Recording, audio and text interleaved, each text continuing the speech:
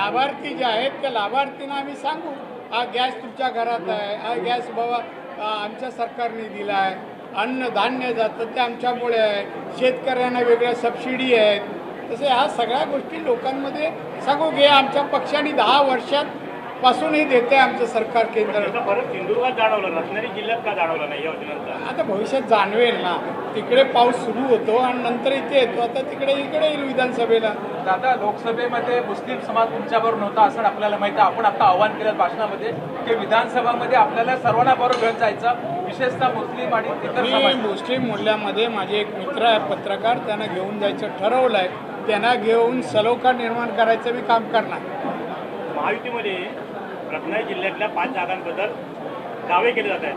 आम्हाला 2 हव्या आहेत ते म्हणतात. एक सांगू याच्याबद्दल न कॉमेंट साहेब, माझं पहिलंही आहे. अजून निर्णय झाला नाही. दावे कोणी करतं रे, पण शेवटी जर निर्णय होईल तुम्हाला आम्ही सांगू ना. आम्हाला शेवटी आमच्या ह्याची आघाडीची आम्हाला सत्ता आणायची, त्यामुळे हेवे दावे आमच्यात चालणार नाही. आम्ही ॲडजस्टमेंट करू आणि तुम्हाला रिझल्ट सांगू. जे आमचे उमेदवार असतील त्या तुम्ही पाठिंबा द्या. दादा, तुम्हाला असं वाटतं काय की रत्नागिरीला आपल्याला 2 भाजपला प्युअर कमळावर मतदार उमेदवार मिळेल? मला वाटतं 2 काय 3 मिळावे ते पण वाटतं. आता कुठले आपण निवड अंदाज आपला टेंटेटिव्ह काय हवामानाचा अंदाज? नाही, आज सांगणार नाही. अच्छा, लगेच बातमी द्याल आमच्याकडे उमेदवार आहेत ते, त्यांच्यात नाराजी येईल. तर मुख्यमंत्री माझी लाडकी योजना म्हणजे गाजर असं विरोधक तुमच्यावर आरोप करतायत महायुतीवर तुमच्यावर. काय मुख्यमंत्री लाडकी माझी योजना आहे ना, हे खरं विधानसभेसाठी गाजर दाखवलेलं आहे, म्हणजे चुकीचं आहे, सगळं काही मिळणार नाही असं विरोधक म्हणतायत. आता ऐकून घे, त्यांची वाक्य आम्हाला सांगू नको. आतापर्यंत जेवढ्या योजना दिल्या आणि अंमलबजावणी आहे हे गाजर आहे? सांग, केवढ्या हजारो संख्येने योजना आहेत आणि आज सुरू आहेत.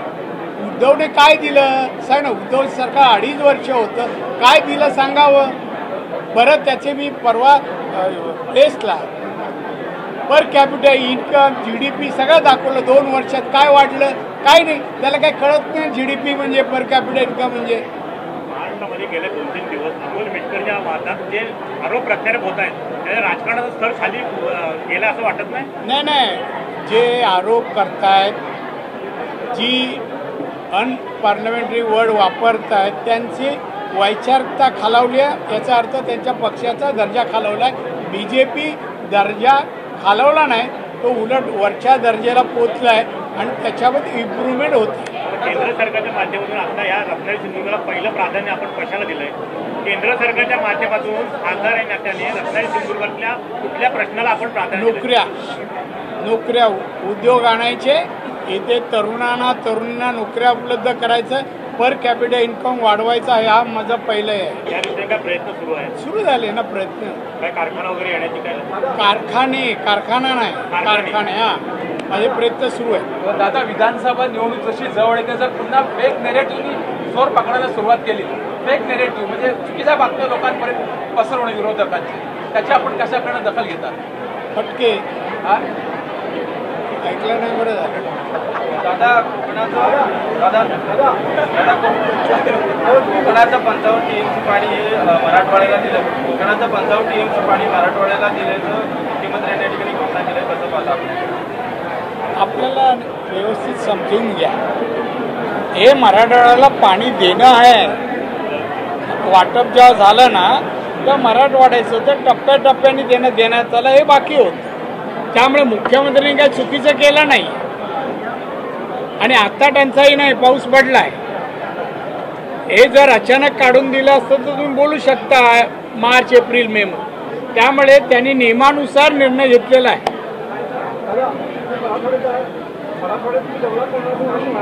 हो,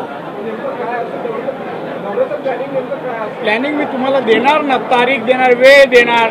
2-4 पत्रकारांची गाडी आहे माझ्याबरोबर. आपलं नाव पाहिजे घेतो मी. नेमकं मराठवाड्यात का निवडला?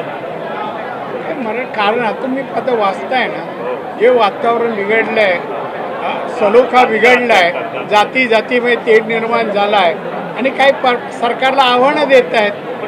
ते बघूया काय आव्हानं देत. जरांगेनं थेट आव्हान दिलं आज आपल्या भाषणामध्ये. आपण आजच्या सभेत भाषणामध्ये जरांगेनं थेट आव्हान दिलं, त्याच्या मागते नेमकी पार्श्वभूमी काय?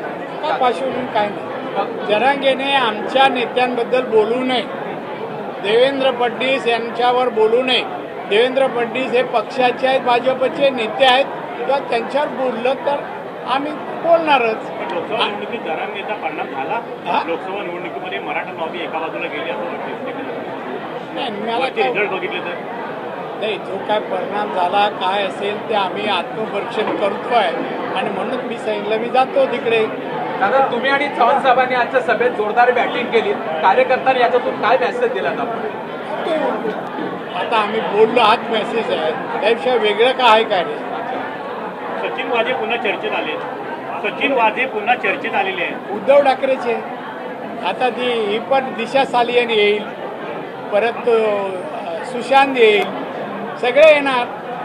शिव्याची भाषा केल्यावर काहीतरी उमटणारच ना अंगावर. देशमुखांच्या आरोपात किती तथ्य आहे? अनिल देशमुखांच्या आरोपात किती तथ्य आहे? मूर्ख माणूस आहे. होम मिनिस्टर होता, काय बोलू शकला नाही, काय करू शकला नाही. आणि आता कोणतरी त्याला सांगताय की जा आणि बोल, तेवढंच करतोय. ते स्वतःचं काय नाही. आता हे सगळं विधानसभा निवडणूक जवळ आली याचा संकेत प्राप्त होऊ लागले. पण तुम्ही कायमस्वरूपी आमच्याबरोबर राहा.